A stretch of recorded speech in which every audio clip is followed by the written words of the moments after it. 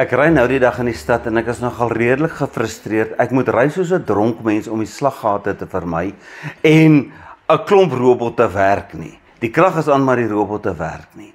En met die gesukkel hoor ek skielik sirenes. En ek dink by myself, hier is iets groots aan die gang, dalk 'n ongeluk, dalk 'n misdaadstorie en saam met die ander karre trek ek een kant toe. Hier kom die polisie verbygejaag. Nog polisie, motorfietsse. En waaroor gaan dit? Een swart karretjie, dit lyk of hulle die FBI probeer namaak. So 'n swart karretjie met groot wiele, ry daar verby en 'n paar polisie agterin, dis dit. Hierdie hele storie vir een kar en wie is in die kar? Ek weet nie.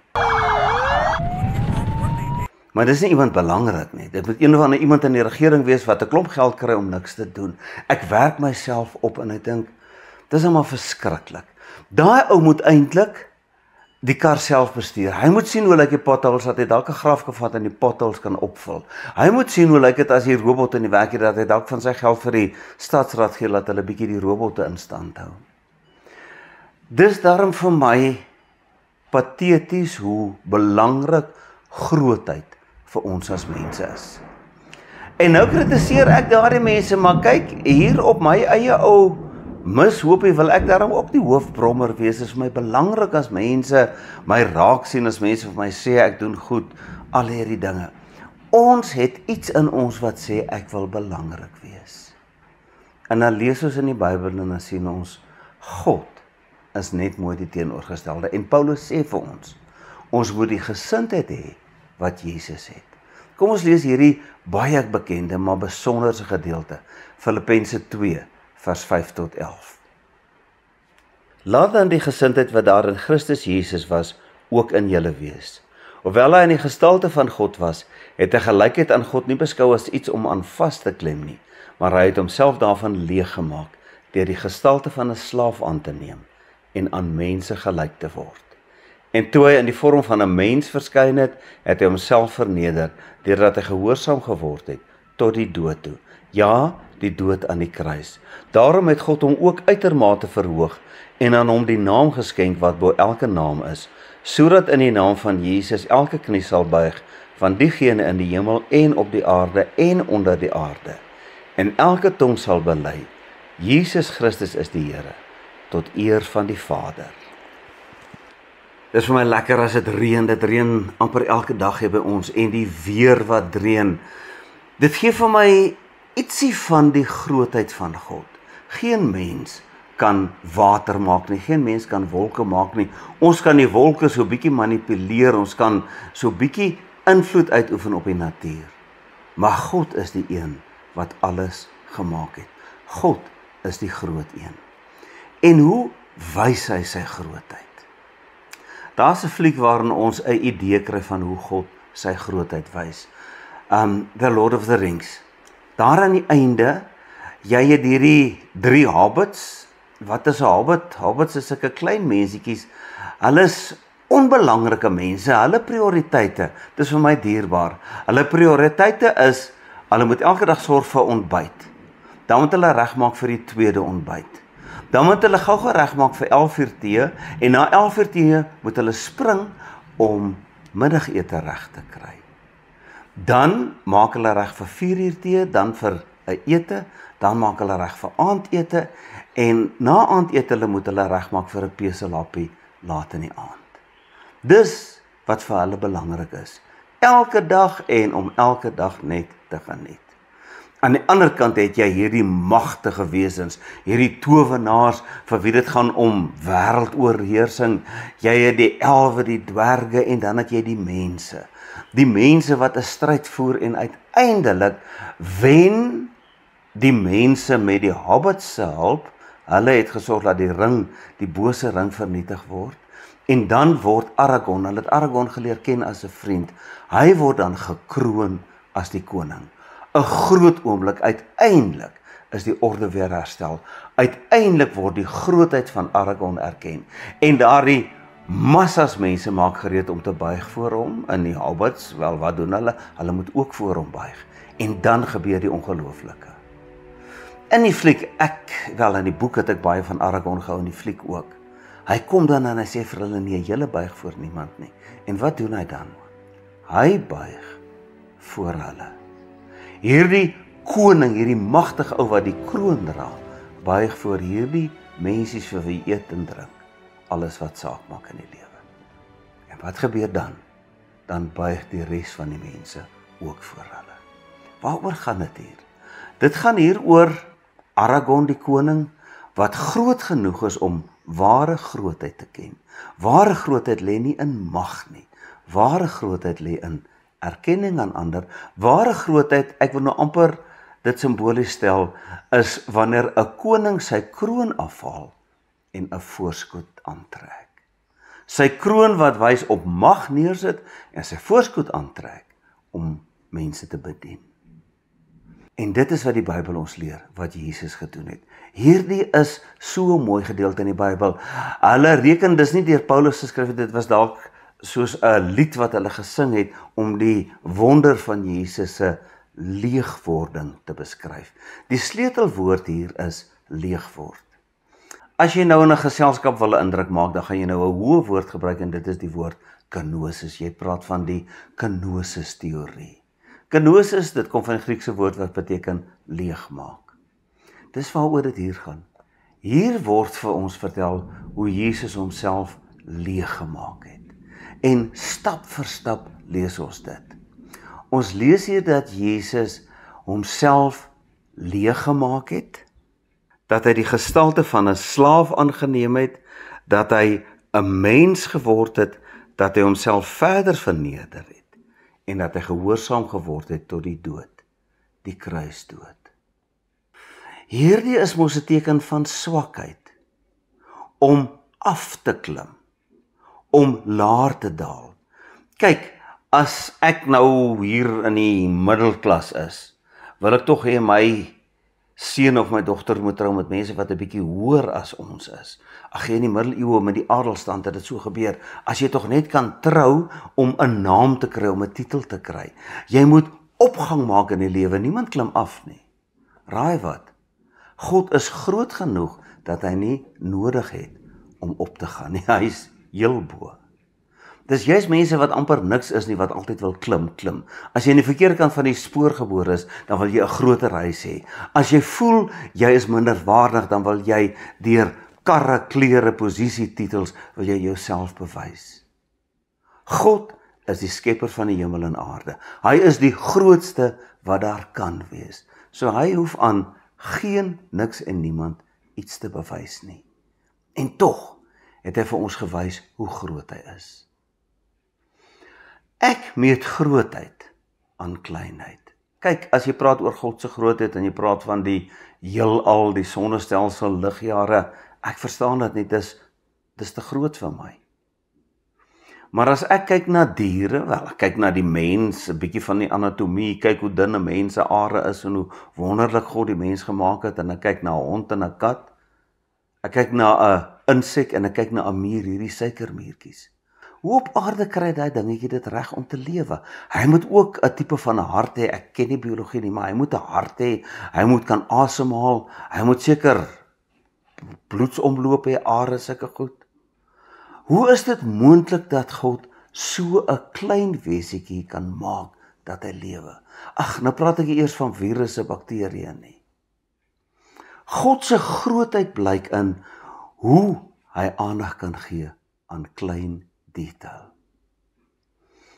Ek is ene wat as ek 'n skildery maak, dan hou ek van 'n groot canvas en dan trek ek groot hale en dan vul ek dit in en ek maak 'n groot skildery. Jy moet ver staan om iets daarvan te kan wys maak. Kyk net die ware meesters hier in die Renaissance en die Baroktyd. Hulle het hierdie reuse tonele gemaak, maar kyk maar na die detail. Vir my lê die grootheid in die klein detail. Jesus se grootheid lê in hoe hy homself ontledig het, leeg gemaak het, uitgegooi het, soos wat 'n mens water uitgooi, soos wat jy koffie uit 'n koffiepot gooi in 'n beker. Jesus het homself leeg gemaak. Baie belangrik om te onthou, toe Jesus mens geword het, het hy nie opgehou om God te wees nie. Hy het opgehou om die goddelike voorregte te gebruik. Hy is daar in die hemel, hy het geen behoeftes gehad nie. Nou ewe skielik moet hy aan 'n menslike vrou se bors drink, want hy skree, want hy is honger, dors, hy moet melk kry. Hy is God, hy het nie menslike drange en behoeftes nie. Nou ewe skielik moet hy skree, want sy doek is vuil. Iemand moet sy doek vir hom skoonmaak, want hy het homself so leeg gemaak dat hy mense nodig het om hom te voer, om sy doeke skoon te maak, om vir hom te sorg. Dit is vir my verskriklik om verneder te word. Ek wil nou sê, as ek iets self kan doen en ek moet hulp vra, dit is vir my verskriklik. My kar is gestamp. Nou kan ek nie self ry nie. Nou moet ek vra, sal jy dit doen vir my? Sal jy dat doen vir my? Sal jy my hier oplaai? Sal jy my daar aflaai? God wat die skepper van die hemel en aarde is, wat nou vir mense moet vra vir dinge. In alles het hy nie sy goddelikheid verloor nie. Kyk maar, as hy die mense geantwoord het, as hy die fariseërs of die skrifgeleerdes geantwoord het. Kyk maar hoe hy teenoor die demone opgetree het. Alles getuig van die feit dat hy steeds God is, God met gesag. Maar hy het gekies om homself leeg te maak. Hy het gekies om in Getsemane te huil en te bid, Vader, laat die beker by my verbygaan, maar nie my wil nie, u wil geskied. Hy het verkies om nie daai soldate wat op hom gespoeg het, deur die gesig te klap dat hy deur die buitenste ruimte trek nie, maar om te staan en bespoeg, bespot en verneder te word. Pilatus, hierdie korrupte Romeinse amptenaar. Jesus was bereid om deur hom ondervra te word. Ek sou dit verloor het, maar ek is 'n mens, ek is te klein. God is groot genoeg om homself leeg te maak. Daardie storie voor Herodes wat Johannes die Doper vermoor het, Herodes wat deur belasting Jesus se familie en vriende vernietig het ekonomies. Dan vra Herodes, doen vir my 'n teken, dan bly Jesus stil. Dis ongelooflik hoe groot God is in sy ontlediging, in sy, kom ek sê nou maar, kenosis stadium. Jesus het homself leeg gemaak en daardeur gewys hoe groot hy is. En dan eindig dit met die kruisiging, waar Jesus daardie verskriklike pyn deurgaan van mense wat sy gewrigte en sy enkels aan 'n kruis vasspyker, nadat hulle hom gegesel het. En dan hang hy daar en dan moet hy daar sterf. Nakend daar aan die kruis, 'n bespotting vir almal. Hy hang tussen hemel en aarde, daar's nie plek vir hom in die hemel nie. Daar's ook nie plek op die aarde nie, hy hang net so bietjie bo die aarde. En dan sterf hy daar en hy sê, dit is volbring. Hierdie is Jesus se leegmaak. En Paulus sê vir ons, hierdie selfde gesindheid moet in ons wees. Nie, kom ek doen nou maar 'n paar dingetjies, kom ek dien op 'n komitee, kom ek wees nou maar iemand wat fondse insamel vir behoeftig is. Nee, hy sê dieselfde gesindheid moet daar wees. Met ander woorde, my kop, my denke moet getuig van leegmaak. Nie vol van myself nie. Empatie, simpatie. Ek kyk na ander, ek sien hulle nood raak en ek leef saam met hulle in hulle nood. Nie doen goed sodat die mense kan sien jy's nederig nie, maar dink nederig, kyk nederig, wees nederig, leef nederig. En Paulus sê dit vir mense wat waar bly in Filippi. Filippi, hierdie belangrike Romeinse stad in Noord-Griekeland, Macedonië. Hier was status alles. Hier het titel gemaak wie jy is. Was jy op die regte skool? Was jy op die regte universiteit? Het jy die regte ouers? Bly jy in die regte straat? Ry jy die regte kar? Dis die dinge wat vir hulle belangrik was. Sukses was alles. Hier klim jy op. Niemand klim af nie, en as jy afval, is dit verby. Vernedering, nederigheid het nie bestaan vir hulle nie. Nou kom Jesus na sy volgelinge toe en hy sê, ek het 'n verskil aan die wêreld gemaak deur myself te ontledig. Daar sou geen versoening vir sondes gewees het as God in die hemel gebly het nie. Daar sou geen middelaar gewees het as Jesus nie mens geword het nie. Daar sou geen offer gewees het as Jesus nie bereid was om aan die kruis te sterf nie. Die moontlikheid van verandering vir die hele wêreld het gekom, omdat God bereid was om die gestalte van 'n dienskneg, 'n slaaf aan te neem. En nou sê Jesus, wil julle veranderinge sien daar waar julle leef? Doen dieselfde. Hou op om jouself beter te ag as ander. Hou op om jouself te meet in terme van statussimbole. Hou op om die kroon op jou kop te sit, haal die kroon af, trek jou voorskoot aan en maak kos vir mense, of bedien mense. Maak skoon, vee uit, vul die slaggate op, maak reg wat verkeerd is.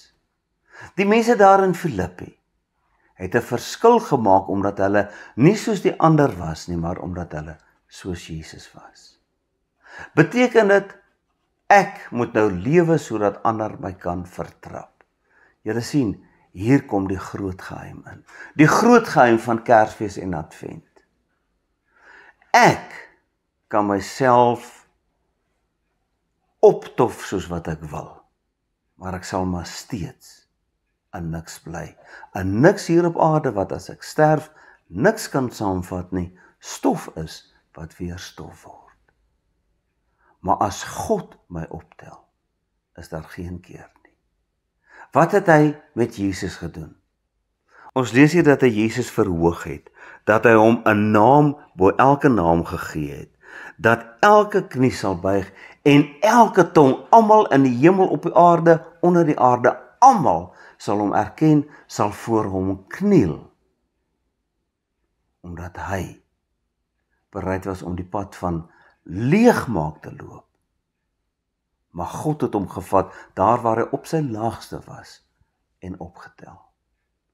Aragorn was bereid om te buig voor die hobbits en daarom die hele wêreld, die wêreld van the Lord of the Rings, het hom as koning erken. Die hele wêreld sal by die wederkoms Jesus as koning, as God erken. Nie omdat hy high and mighty was en daar in die hemel gebly het en rondgesweef het nie, nee, omdat hy bereid was om die mensdom los te koop deur sy lewe te gee.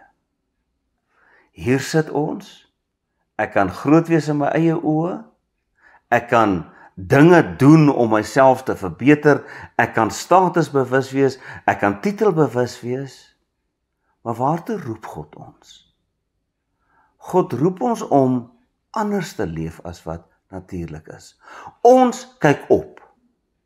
Jesus het afgekyk. Ons gryp, ons hou vas.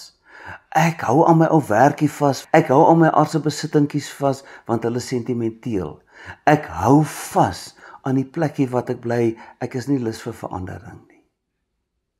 Jesus was bereid om alles prys te gee, om te los, sodat hy ons kon help. Ons jag na sukses, ons soek 'n kroon.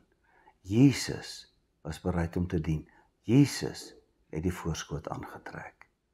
Ons wil groot wees, Jesus was bereid om klein te wees.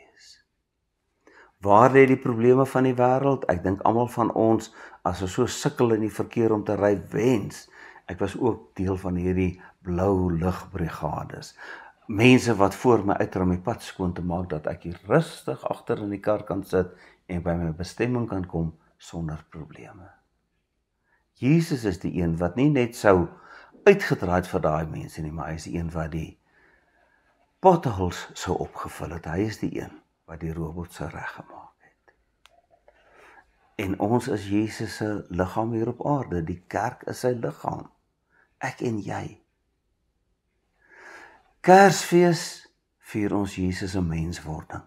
Advent, dis die tweede Adventsondag, ons dink aan Jesus wat mens geword het. Die feit dat hy liggaam geword het, saam met ons, het die verskil gebring. Nou sy liggaam in die hemel? Ja en nee. Hy is na sy liggaam in die hemel uit opgevaar hemel toe, maar hy het sy liggaam hier op aarde gelos. Die kerk.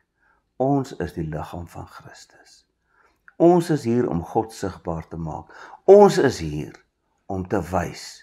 Ons kan soos 'n koningin afbuk om 'n kind te help.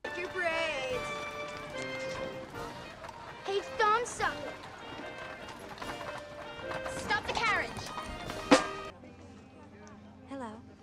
What's your name? Carolina.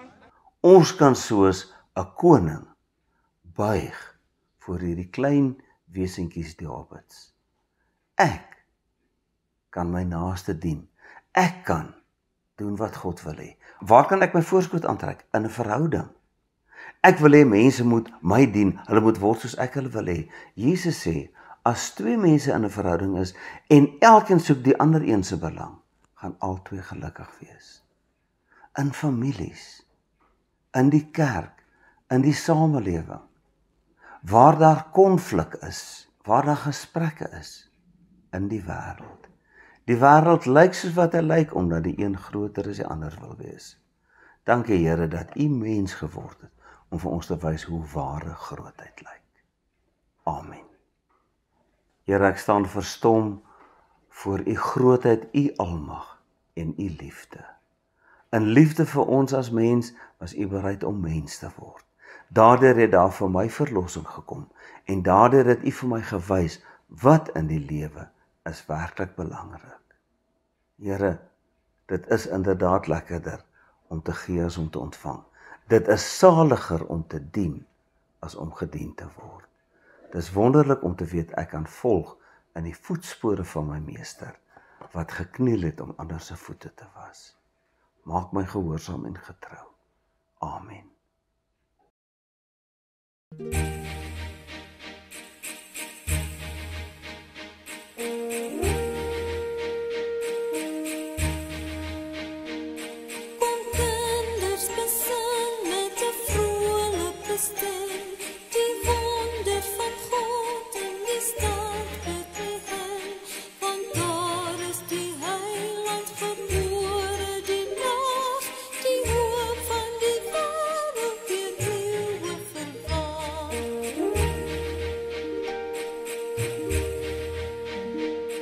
Geringe klein dorpie en duister gehul, 'n heilswoord is deur die geboorte vervul, die lig van die wêreld, die goddelike kind, is Jesus in wie ons die saligheid vind.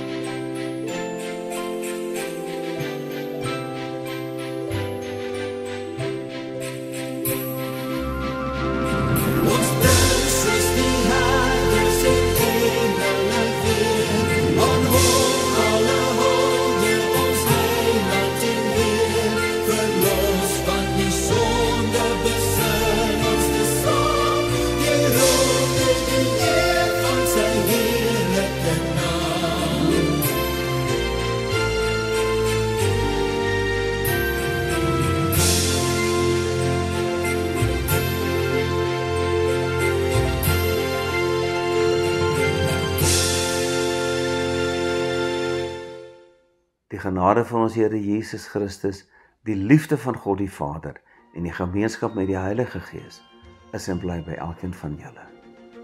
Amen.